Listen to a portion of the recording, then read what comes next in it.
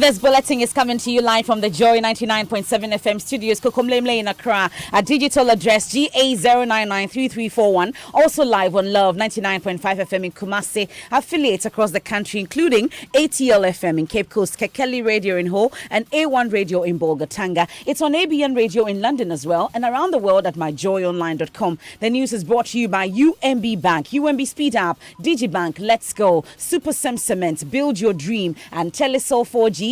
Just a touch. In this edition, members of Ghana Union Traders Association vow to extend lockup of shops owned by foreigners to other parts of the country to compel government to apply the country's trade laws on retail trade. We have to move a step and start. It's not only the masses, it's going to be our region. Accra will start today or tomorrow. That's why they will start. Trinidad will start. We want to prove to the government that they should use the law which he himself has said it. We're live in the Ashanti regional capital, Kumasi, and hear from some Nigerian traders on this latest. Plantains for food and jobs yields almost 1 million in 3 years. It has gone up to something like 900,000 jobs now. I mean, if you're producing 4 bags per acre of rice and you're producing 40 bags, you don't expect to use the same amount of labor. We'll hear from the Agric Minister, who says demand for labor has shot through the roof as a result of government's flagship policy. In our citizen-driven series today, we take you to the streets of Kumasi, where headquarters, popularly known as KIA, call on President Akufo-Addo to fulfill promises to build decent hostels for them. You haven't told us anything after you promised us. He promised to construct some housing units for us, but he hasn't fulfilled that. And we are congested in our rooms in the night amidst insect infestation. That's coming up in our Dear Nanado series. Also, 55-year-old woman providing free education to almost 300 pupils in the central regional town, driven by her passion for the poor and vulnerable. And we are trying our very best, especially the girl child. We teach these children all about life. We have sports. Ghana FA Executive Council member Odru Safo believes President Akufo-Addo's words of encouragement to Keto Kriku is what the new leaders need in their quest of making Ghana football great again. And later, Assemblyman who once promised a haircut for every child in his assembly now has more to offer his people. And we are trying our very best. To get 1 biogas toilet, which is so flashy and nashy. You see, so I'll provide everyone else 1 toilet for Garibas. We'll hear from the man nicknamed Honorable Aponche. All that and more here on the Midday News with me, Emefa Apau. Please stay for the details. And the Ghana Union of Traders Association, GUTA, says the lockup of foreign shops in Kumasi will be extended to other parts of Ghana as a way of compelling government to apply the country's trade laws on retailing. It is the second time Ghanaian traders have resorted to such an action this year in protest of government's failure to deal with the situation. The traders say they will ensure the Ghana Investment Promotion Council fully implements its own law to protect local businesses. Albert Mensah is PRO of Ashanti Regional GUTA. Not even Nigerians alone. We have locked even Chinese shops because it's in the law in the country that the foreigners haven't got right to do retailing, and they have been sitting down since years. And now recently we all heard that Nigerians even closed their border without telling Ghanaians or informing other countries. Meanwhile, some of the foreigners are flouting our rules and regulations concerning trade.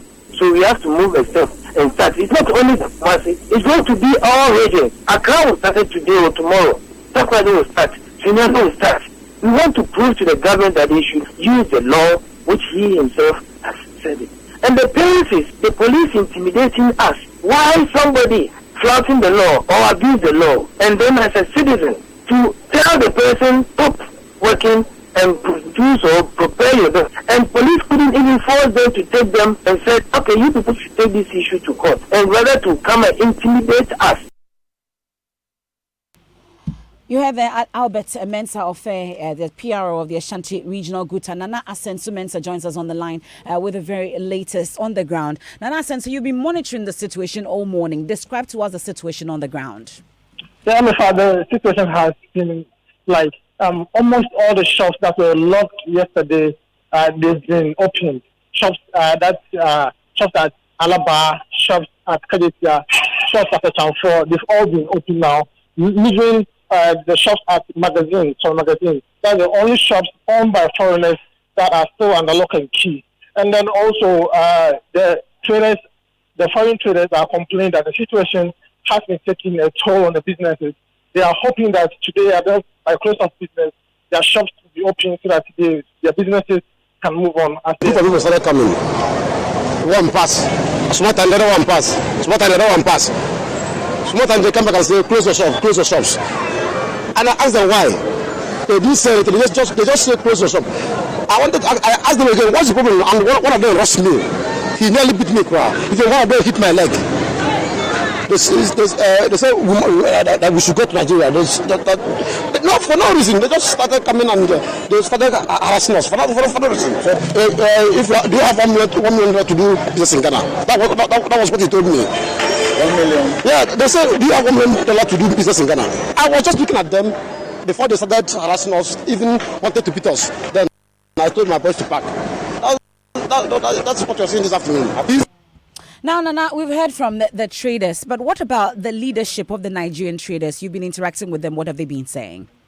Yeah, the foreign traders, their leaders, that is the chairman for the Nigerian traders, Kizito Bira, is saying that he is quite disappointed and the situation has really affected their businesses.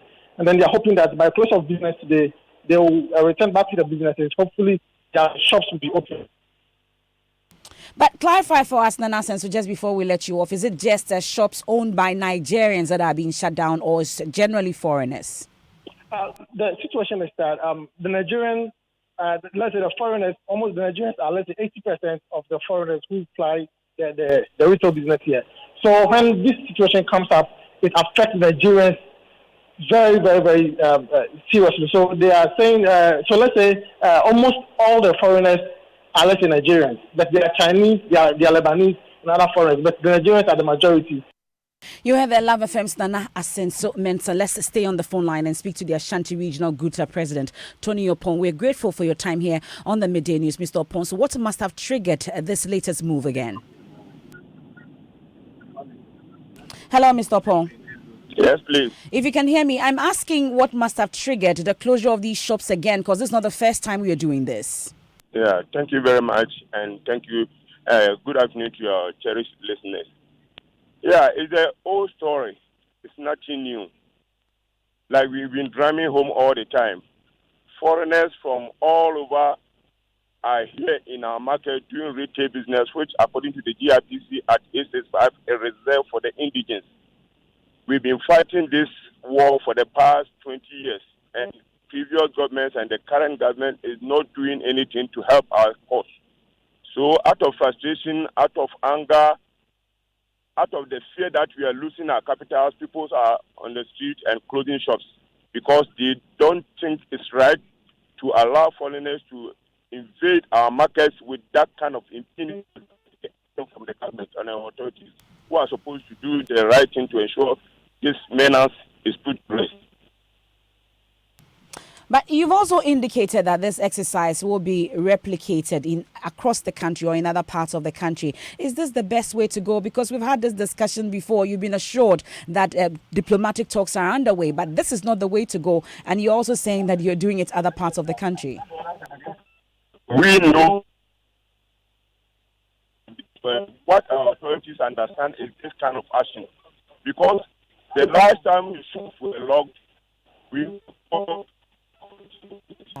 It looks like we have a terrible connection to Mr. Tony Opon's line. He's the Ashanti Regional President for Guta. Of course, throughout the day, we'll get to talk more about this particular issue. But away from it, street head porters, popularly called Kayaye in Kumasi, have called on President Akufo-Addo to fulfill promises to build decent hostels for them. Though they acknowledge the abolition of taxes levied on them, they doubt that a key promise to build the hostels will be fulfilled with just a little over a year for the president to end his term. In the Joy News citizen-driven series Dear Nanado, some head porters remind the president of his promise to them. Kwesi Deborah has more. It's 9:30 p.m. Thursday. 30-year-old Yusuf Adam walks to his apartment here at Dagumba Line in Kumasi. The married man with 2 children has lived in this structure for 5 years, approximately 2 years before the 2016 elections. On our arrival at the slum, his wife and one of his children were asleep. The other child lives with a relative. It is a wooden structure with many holes in it. Besides the harsh weather, reptiles and other dangerous creatures can easily creep in. I believe you have seen it for yourself.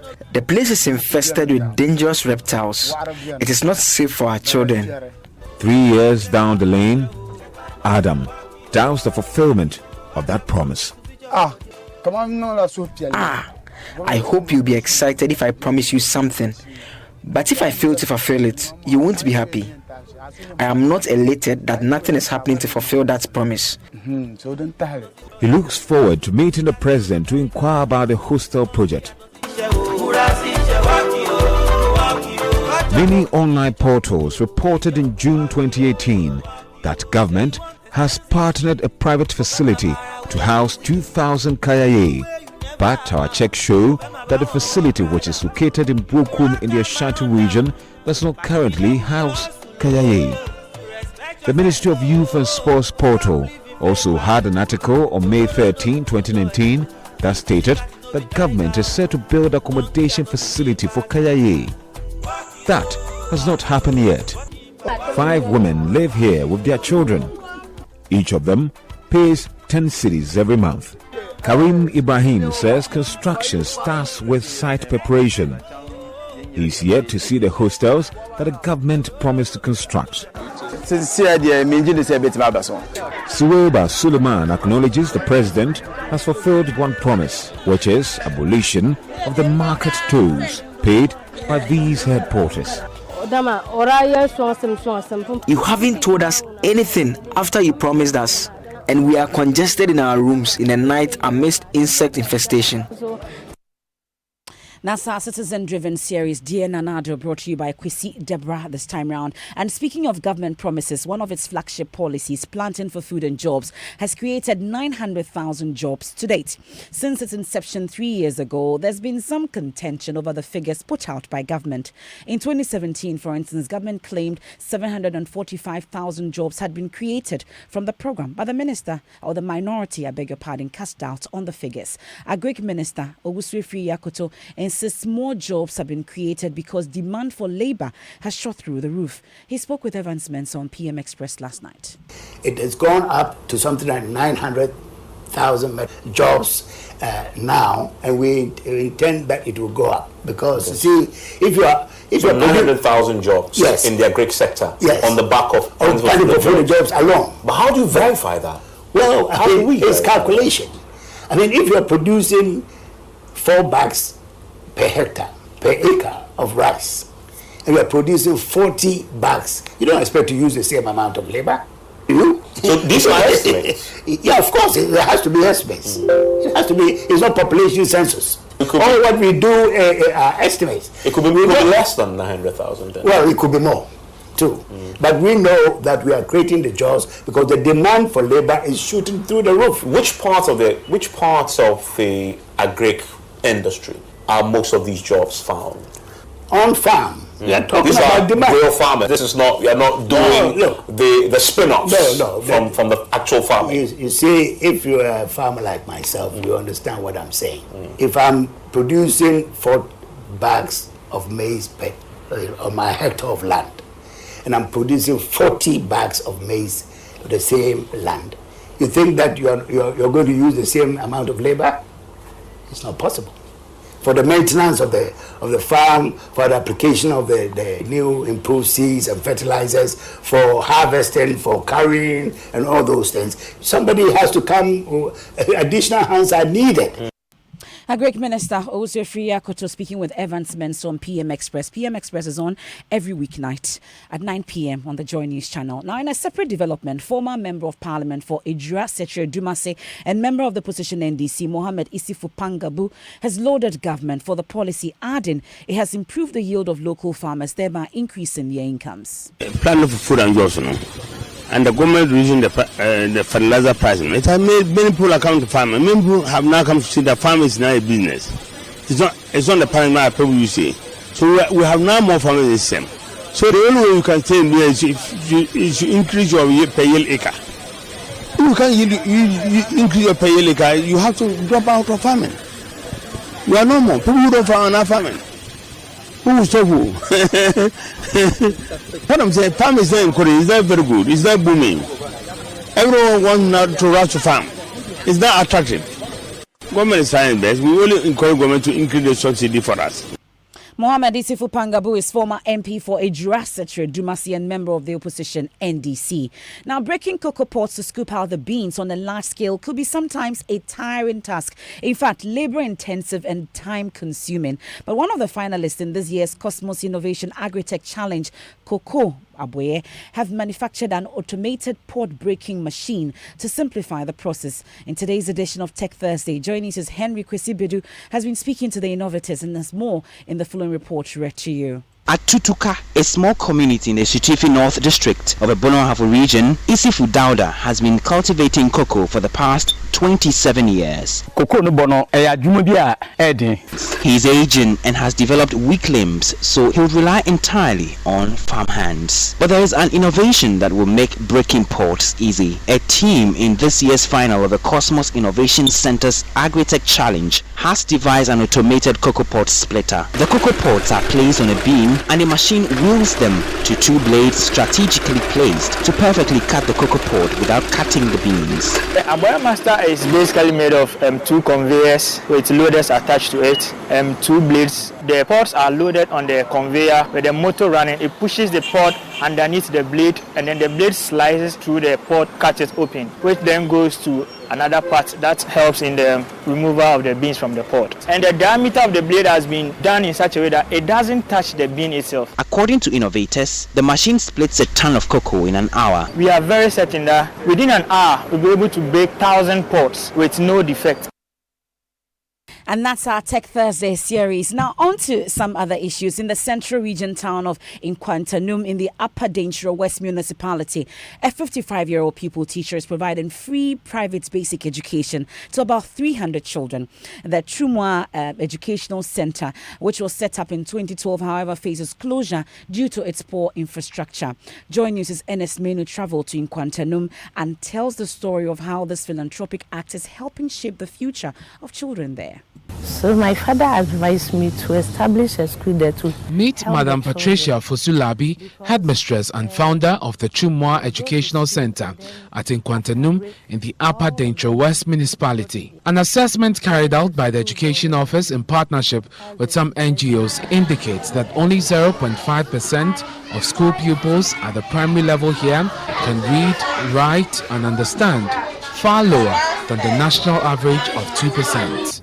The good thing is all 270 pupils at the Chumwa Educational Center are schooling for free, and Tiama is determined to provide them with education in all its fullness as far as her resources can. And we are trying our very best to improve the standard of especially the girl child. We teach these children all about life. So we are planning with the girls to learn something in their school so that they will be able to do something for themselves. The decision to provide free education was made after it became apparent that the parents of these children could not afford to pay the 30 cedis per term for school fees.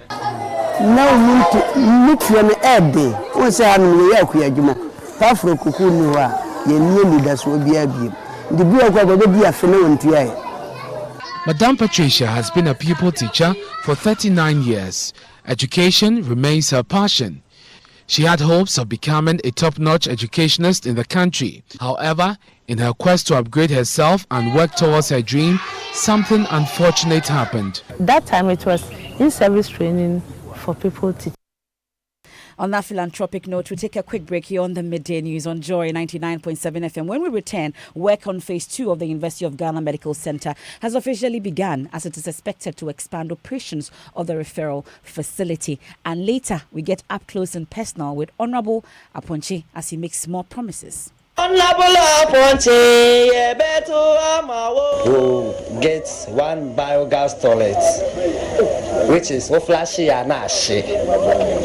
You see, so I'll provide every every one house, one toilet for Garibas. UMB was established in 1972 as the premier bank for the corporate and private sector in Ghana. From our very beginning, as the only Ghanaian bank serving all categories of businesses, we set a standard for excellence and innovation. Over the past 45 years, we've built a financially healthy and strong bank, demonstrated our commitment to our customers and to growing businesses, and exhibited originality and innovation at every turn. At UMB, our focus is built around people, service, products, and technology. These are the key to our present success and our future triumphs. At UMB, we're poised to make a difference not only with our customers, but also in the banking industry. We invite you to share in our future. Our future starts now with you.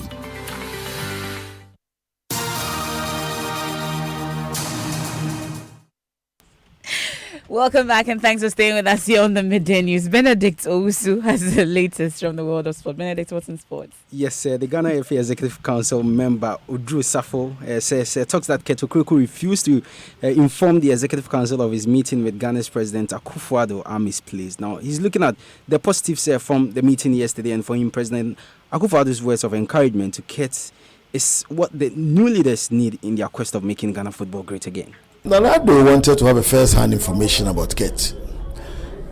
Sometime along the meeting, he have to sit down at a particular place with him to find out certain things. You know, we want to work with government. We are looking at a situation that government to give us money to seed money to start it.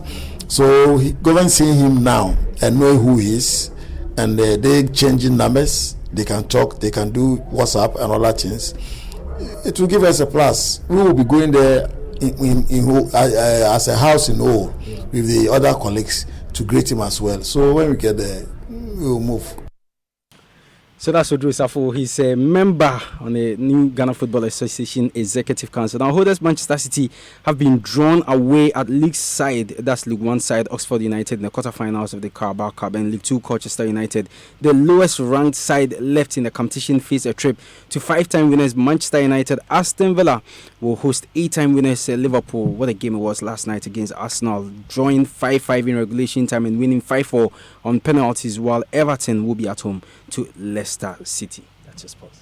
Have you recovered from the broken hand? Which broken hand? Okay. All right. Thank you very much, Benedict Owusu. Now, work on phase 2 of the University of Ghana Medical Center has officially begun, as it is expected to expand operations of the referral facility. The Finance Minister, during the presentation of the budget statement in November last year, revealed Parliament approved a €47 million loan to undertake the project. Addressing a section of the media at an induction ceremony of the newly employed staff, CEO of UGMC, Dr. Darius Osei, said the project will equip the hospital and scale up operations. He said the facility will also undertake cardiovascular and open heart surgery as well as neurosurgery, and it's expected to be completed in 2020 when the hospital will be fully operational.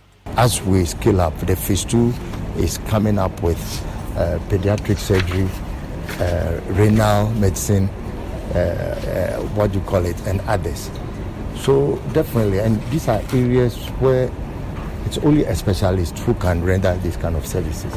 So if the place is not ready and then you don't even have the specialist, then you don't please the public by just wanting to see patients. So we are being very careful and we are not being carried away by, even though the public wishes that we are in full operation, let us also take our time and make sure that we don't mess up people's lives. So the contractor is on site. If you enter now, you see that some works are going on in there, and it's supposed to be completed by December 2021.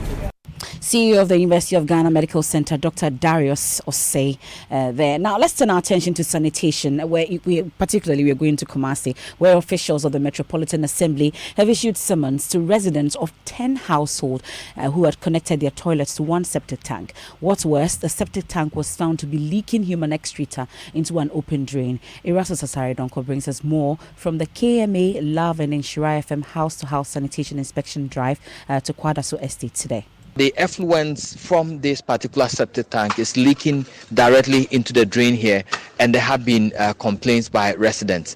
Here is Mr. Basanyin, who is leading the sanitation enforcement team. We are on house-to-house inspection this morning. We've come to one of the house, and then behind the house we have a big septic tank which has connected the effluent into public drain. What we are going to do this morning is to unearth the pipe and then block the flow of water that is coming, or effluent that is coming from the tank. We are going to ensure that by 2 days' time they dislodge the tank. The liquid from your toilet is still flowing into the gutter. Yeah. Why is that? You know, it's not only one person using this septic tank, you see. So all the time when we consult them, one will say, oh, I'm going to my work, I don't have time. What are you going to do now? Do you feel responsible? You don't hold me responsible. You are holding all of us responsible, not I alone. But are you willing to do the right thing? Yes, I'm ever willing to do it. Now, flags are generally used as symbols, signaling devices, or for decoration. Associations and countries have various reasons for settling on one type of flag or the other.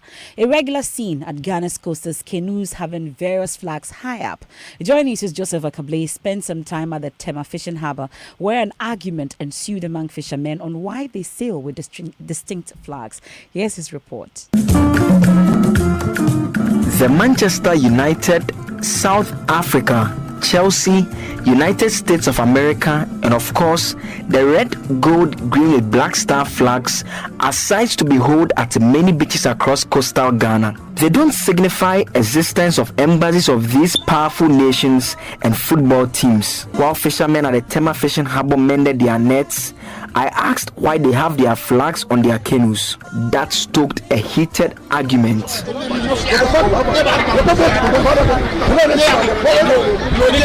Two fishermen will be selected to officially speak on behalf of their colleagues.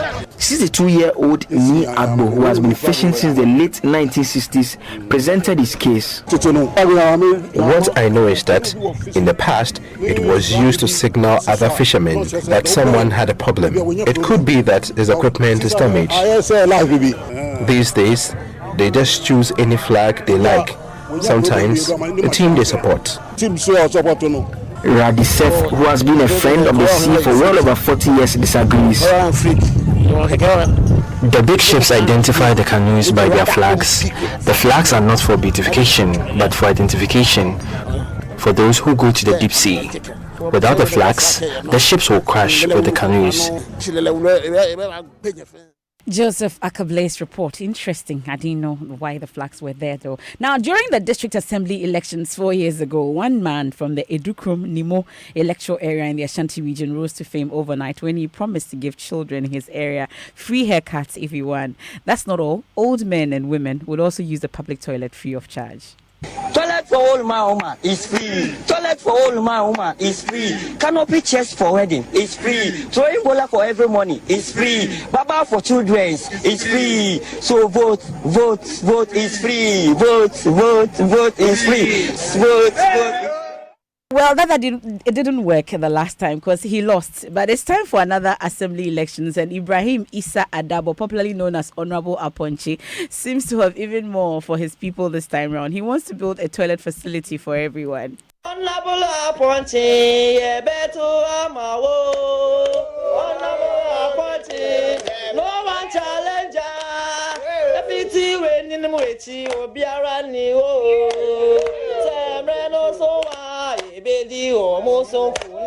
When I come power, I'll make sure that every house will get one biogas toilet, which is flashy and ashy. You see, so I'll provide every one house one toilet for biogas. So not just a toilet, but a biogas one. Flashy and ashy. Do you understand it? When you are flashing, it's hot. Okay. Anna, what's trending on social media? All right, trending at number 1 is Accra girls versus Kumasi girls. And Ed Sejo Dianin says Kumasi girls only know Facebook and mobile money. They think Twitter is the name of a country somewhere. Hashtag Kumasi girls versus Accra girls. At F1_Philly says, but honestly, this argument is not necessary because Kumasi ladies are not on Twitter. They think it is the name of a food joint in Accra. Hashtag Kumasi girls versus Accra girls. And the last one I'm going to take is from at Manuel_Cyril, who says Kumasi girls don't beat their boyfriends when they cheat. Hashtag Kumasi girls versus Accra girls. The things that trend on social media. That's it for the midday news on Joy 99.7 FM. There's more news when you log on to myjoyonline.com. I am Emefa Apo. Living Word with Pastor Mensa Otabil is up next. Please stay for it.